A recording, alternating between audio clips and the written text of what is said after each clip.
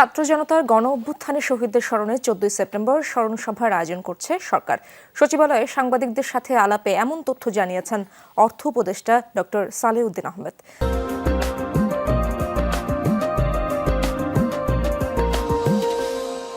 জানান, আয়োজিত স্মরণ সভায় অতিথি নির্ধারণ করবে ছাত্র উপদেষ্টারা।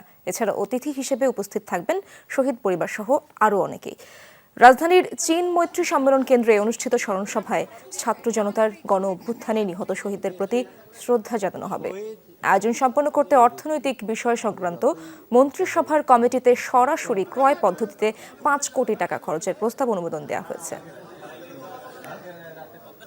বৈষম্য বিরোধী আন্দোলনে যারা শহীদ হয়েছে তাদের স্মরণ সভা হবে।